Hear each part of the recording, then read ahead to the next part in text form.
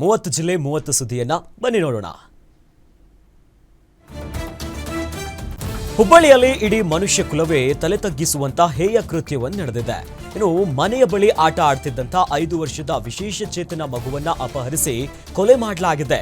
ಇನ್ನು ಈ ಪ್ರಕರಣ ಸಂಬಂಧ ಅಶೋಕನಗರ ಪೊಲೀಸ್ ಠಾಣೆಯ ವ್ಯಾಪ್ತಿಯಲ್ಲಿ ಈ ಹೃದಯ ವಿದ್ರಾವಕ ಘಟನೆ ನಡೆದಿದೆ. ಇನ್ನು ಮತ್ತಿನಲ್ಲಿದ್ದಂತ ಆಸಾಮಿ ಈ ನೀಚ ಕೃತಿಯನ್ನ ಎಸಗಿದ್ದಾನೆ. ಸದ್ಯ ಮಗುವಿನ ಮೃತದೇಹ ಕಿಮ್ಸ್ ಆಸ್ಪತ್ರೆಯಲ್ಲಿದ್ದು ಆಸ್ಪತ್ರೆಗೆ ಡಿಸಿಪಿ ರವೀಶ್ ಭೇಟಿಯನ್ನ ನೀಡಿ ಪರಿಶೀಲನೆ ನಡೆಸಿದ್ದಾರೆ.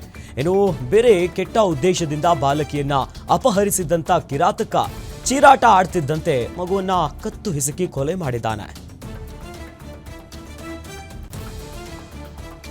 ಹುಬ್ಬಳ್ಳಿಯ ಬಾಲಕಿ ಅಪಹರಣ ಮತ್ತು ಕೊಲೆ ಕೇಸ್ಗೆ ಸಂಬಂಧಪಟ್ಟಂತೆ ಸಚಿವ ಜಮೀರ್ ಅಹಮದ್ ಪ್ರತಿಕ್ರಿಯೆಯನ್ನ ಕೊಟ್ಟಿದ್ದಾರೆ. ಧಾರವಾಡದಲ್ಲಿ ಆಕ್ರೋಶವನ್ನ ಹೊರಗಾಕಿರುವಂತಹ ಸಚಿವರು ಘಟನೆ ಬಗ್ಗೆ ಕೇಳಿ ಮೈ ಜುಮ್ ಅಂತು. 4 ವರ್ಷದ ಮಗುರಿ ಅದು. ಆ ಸಿಸಿಟಿವಿ ವಿಡಿಯೋ ನೋಡೋಕ್ ಆಗ್ತಾ ಇಲ್ಲ. ಕಾನೂನಿನಲ್ಲಿ ಸರಿಯಾದ ಶಿಕ್ಷೆ ಆಗಬೇಕು.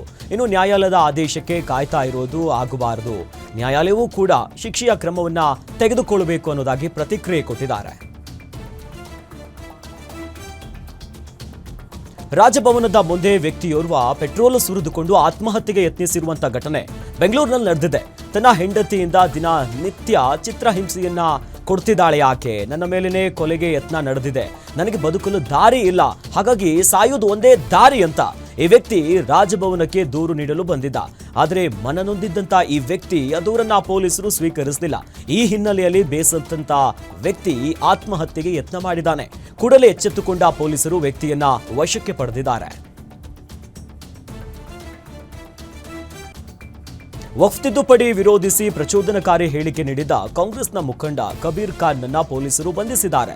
ದಾವಣಗೆರೆ ನಗರದ ಆಜಾದ್ ನಗರದ ನಿವಾಸಿ ಕಬೀರ್ ಖಾನ್ ನೀಡಿದ್ದ ಹೇಳಿಕೆಯಲ್ಲಿ ಸಮಾಜದಲ್ಲಿ ಅಶಾಂತಿ ಉಂಟು ಮಾಡುವ ಉದ್ದೇಶ ಇದ್ದ ಕಾರಣ ಪೊಲೀಸರು ದೂರನ್ನ ದಾಖಲಿಸಿದ್ರು. ಇನ್ನು ಕೇವಲ ಪ್ರತಿಭಟನೆ ನಡೆಸಿ ಬ್ಯಾನರ್ ಹಿಡಿದುಕೊಂಡು ಡಿಸಿ ಅಥವಾ ಸಿಎಂಗೆ ಮನವಿ ಕೊಟ್ರೆ ಏನು ಪ್ರಯೋಜನ ಇಲ್ಲ. ವಕ್ಫ್ ಬಿಲ್ ಅನ್ನ ವಿರೋಧಿಸಿ ಎಲ್ಲರೂ ಕೂಡ ರಸ್ತೆಗೆ ಬನ್ನಿ, ಬಸ್ಸುಗಳಿಗೆ ರೈಲುಗಳಿಗೆ ಬೆಂಕಿ ಹಚ್ಚಿ, ಇದಕ್ಕಾಗಿ ಒಂದಿಷ್ಟು ಜನ ಪ್ರಾಣ ಬಲಿದಾನ ಮಾಡಿ ಅಂದ್ರೆ ಮಾತ್ರ ಹೋರಾಟ ಅನ್ನೋದಾಗಿ ಹೇಳಿಕೆಯನ್ನ ಕೊಟ್ಟಿದ್ದ. ಇನ್ನು ಹೊರ ರಾಜ್ಯದಲ್ಲಿ ತಲೆಮರೆಸಿಕೊಂಡಿದ್ದ ಕಬೀರ್ ಖಾನ್ನನ್ನ ಪೊಲೀಸರು ಬಂಧಿಸಿ ತನಿಖೆಯನ್ನ ಮುಂದುವರಿಸಿದ್ದಾರೆ. ಕೇಂದ್ರ ಸರ್ಕಾರದ ವಿರುದ್ಧ ಮೈಸೂರಿನಲ್ಲಿ ಯುವ ಕಾಂಗ್ರೆಸ್ ಪ್ರತಿಭಟನೆಯನ್ನ ನಡೆಸಿದೆ. ನಂಜನಗೂಡು ನಗರದ ಹುಲ್ಲಹಳ್ಳಿ ವೃತ್ತದಲ್ಲಿ ನಡೆದಂತಹ ಪ್ರತಿಭಟನೆಯಲ್ಲಿ ಪೆಟ್ರೋಲ್ ಡೀಸೆಲ್ ಸಿಲಿಂಡರ್ ಸೇರಿ ಅಗತ್ಯ ವಸ್ತುಗಳ ಬೆಲೆ ಏರಿಕೆಯನ್ನ ಖಂಡಿಸಿ ತೀವ್ರ ಆಕ್ರೋಶವನ್ನ ವ್ಯಕ್ತಪಡಿಸಲಾಯಿತು. ಅಧಿಕಾರಕ್ಕೆ ಬರುವ ಮುನ್ನ ಅಚ್ಚೇ ದಿನ್ ಮೋದಿ ಅಚ್ಚೇ ದಿನ್ ಅಂತ ಹೇಳಿದ್ರು. ಆದರೆ ಈವರೆಗೂ ಅಚ್ಚೇ ದಿನ ಬಂದಿಲ್ಲ. ಆದರೆ ಕೇಂದ್ರ ಸರ್ಕಾರ ಶೀಘ್ರವೇ ಅಗತ್ಯ ವಸ್ತುಗಳ ಬೆಲೆ ಏರಿಕೆಯನ್ನ ಏನು ಮಾಡಿದಾರಲ್ಲ ಇದನ್ನ ಇಳಿಸುವಂತೆ ಪ್ರತಿಭಟನೆಯಲ್ಲಿ ಕಾಂಗ್ರೆಸ್ ಕಾರ್ಯಕರ್ತರು ಒತ್ತಾಯಿಸಿದ್ದಾರೆ.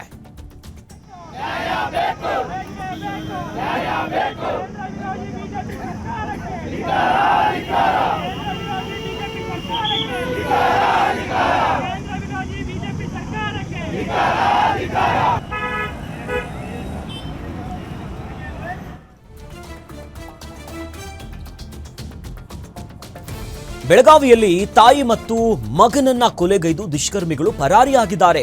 ಜೋಡಿ ಕೊಲೆಯನ್ನ ಕಂಡು ಸ್ಥಳೀಯರು ಬೆಚ್ಚಿಬಿದ್ದಿದ್ದಾರೆ. ಬೆಳಗಾವಿಯ ಕೊಡಗಾನೂರು ಗ್ರಾಮದ ನಿವಾಸಿಗಳಾದ 62 ವರ್ಷದ ಚಂದ್ರವ್ವ, ಇನ್ನು ಅಪ್ಪರಾಯ ಈಚೇರಿ ಹಾಗೂ 42 ವರ್ಷದ ವಿಠಲ್ ಅಪ್ಪರಾಯ ಈಚೇರಿಯನ್ನ ಮಾರಣಾಂತಿಕವಾಗಿ ಕೊಲೆಗೈದು ಭೀಕರವಾಗಿ ಕೊಲೆ ಮಾಡಲಾಗಿದೆ. ಬಳಿಕ ಇಬ್ಬರ ಮೃತದೇಹವನ್ನ ಕಬ್ಬಿನ ಗದ್ದೆಗೆ ಎಸೆದು ದುಷ್ಕರ್ಮಿಗಳು ಪರಾರಿಯಾಗಿದ್ದಾರೆ.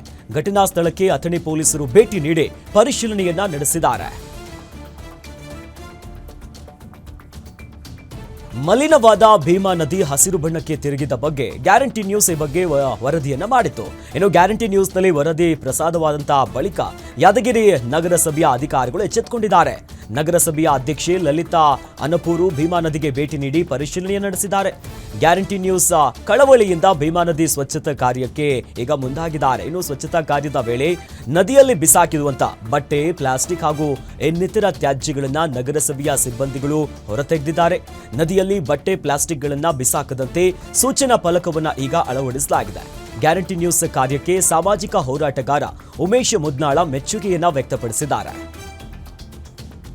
ಮತ್ತು ನಗರಸಭೆ ಎಚ್ಚೆತ್ತುಕೊಂಡು ಸ್ವಚ್ಛತೆ ಮಾಡತಕ್ಕಂಥ ಕೆಲಸಕ್ಕೆ ಮುಂದಾಗಿರತಕ್ಕಂಥದ್ದು ಒಳ್ಳೆ ಬೆಳವಣಿಗೆ.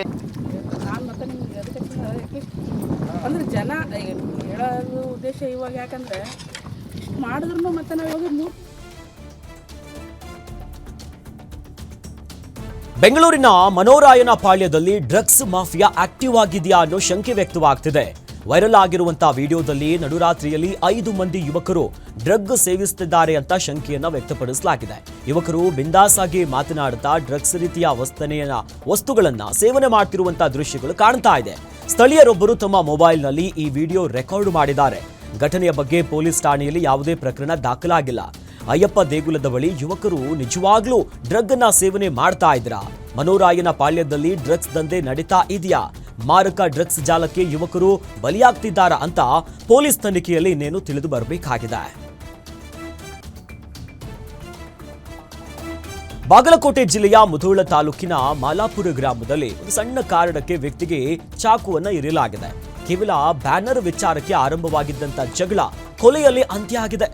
ಇನ್ನು ಗಲಾಟೆಯಲ್ಲಿ ಗಿರಿಗಾಂವ್ ಫ್ಲಾಟ್ನ 22 ವರ್ಷದ ಯುವಕ ಮಂಜು ಶೀಲವಂತ ಎಂಬಾತ ಸಾವನ್ನಪ್ಪಿದ್ದಾನೆ.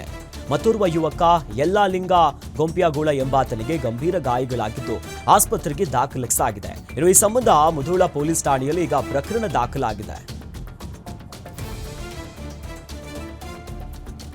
ಘಾಟಿ ಸುಬ್ರಹ್ಮಣ್ಯ ದೇವಸ್ಥಾನಕ್ಕೆ ಡಿಸಿಎಂ ಡಿಕೆ ಶಿವಕುಮಾರ್ ಅವರು ಮಡದಿಯೊಂದಿಗೆ ಭೇಟಿಯನ್ನ ನೀಡಿ ವಿಶೇಷ ಪೂಜೆಯನ್ನ ಸಲ್ಲಿಸಿದ್ದಾರೆ. ಡಿಕೆ ಶಿವಕುಮಾರ್ಗೆ ಸಚಿವ ಕೆಎಚ್ ಮುನಿಯಪ್ಪ, ವೆಂಕಟರಮಣಯ್ಯ ಸೇರಿ ನ್ಯಾಯವಾದಿ ದೀಪು ಮತ್ತಿತರರು ಸಾಥ್ ನೀಡಿದ್ರು. ಬಳಿಕ ದೇವಾಲಯದಲ್ಲಿ ಡಿಕೆಶಿ ದಂಪತಿಯವರು ಅದ್ದೂರಿಯಾಗಿ ಅವರನ್ನ ಸ್ವಾಗತ ಮಾಡಿದ್ರು. ಜೊತೆಯಲ್ಲಿ ಆಡಳಿತ ಮಂಡಳಿ ಅವರಿಗೆ ವಿಶೇಷ ಪೂಜೆಯನ್ನ ಮಾಡುವ ಅವಕಾಶವನ್ನ ಕಲ್ಪಿಸಿದ್ರು.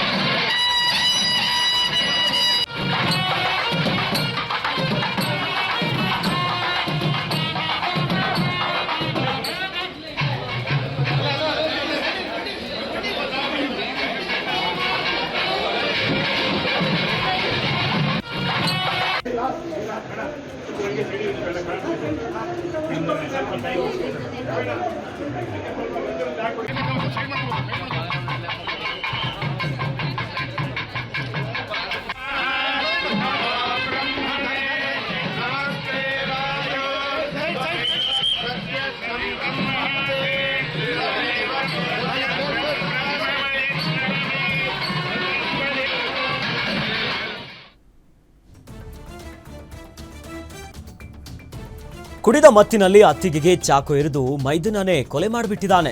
ಬೆಳಗಾವಿ ಜಿಲ್ಲೆಯ ಗೋಕಾಕು ತಾಲೂಕಿನ ಕನಗಾಂವ್ ಗ್ರಾಮದಲ್ಲಿ ಅಕ್ಕ ತಂಗಿ ಇಬ್ಬರನ್ನ ಡ್ರೈವರ್ಗಳಿಗೆ ಕೊಟ್ಟು ಪೋಷಕರು ಮದುವೆ ಮಾಡಿದ್ರು. 24 ವರ್ಷದ ಸುಜಾತ ಮಂಜುನಾಥ್ ಕೊಲೆಯಾಗಿರುವಂತಹ ದುರ್ದೈವಿಯಾಗಿದ್ದಾರೆ. ಬಂಗಾರಪ್ಪ ಈರಯ್ಯನವರು ಕೊಲೆ ಮಾಡಿದ ಆರೋಪಿಯಾಗಿದ್ದಾನೆ.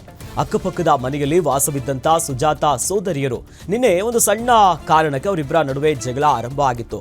ಇನ್ನು ಕುಡಿದ ಮತ್ತಿನಲ್ಲಿದ್ದಂತ ಬಂಗಾರಪ್ಪ ಅತ್ತಿಗೆಗೆ ಸುಜಾತ ಅವರಿಗೆ ಹೊಟ್ಟೆಗೆ ಚೂರಿಯನ್ನ ಇರಿದಿದ್ದಾರೆ. ಇನ್ನು ತಕ್ಷಣವೇ ಕುಟುಂಬಸ್ಥರು ಸುಜಾತಳನ್ನ ಬೆಳಗಾವಿಯ ಬೇಮ್ಸ್ ಆಸ್ಪತ್ರೆಗೆ ರವಾನಿಸಿದ್ದಾರೆ. ಆದರೆ ತಡವಾದ ಕಾರಣಕ್ಕೆ ಚಿಕಿತ್ಸೆ ಫಲಿಸದೆ ಸುಜಾತ ಕೊನೆಯುಸಿರೆಳೆದಿದ್ದಾರೆ. ಸದ್ಯ ಆರೋಪಿ ಬಂಗಾರಪ್ಪನನ್ನ ಪೊಲೀಸರು ವಶಕ್ಕೆ ಪಡೆದಿದ್ದಾರೆ. ಘಟನೆ ಸಂಬಂಧ ಗೋಕಾಕ್ ಗ್ರಾಮೀಣ ಪೊಲೀಸ್ ಠಾಣೆಯಲ್ಲಿ ಪ್ರಕರಣ ದಾಖಲಾಗಿದೆ.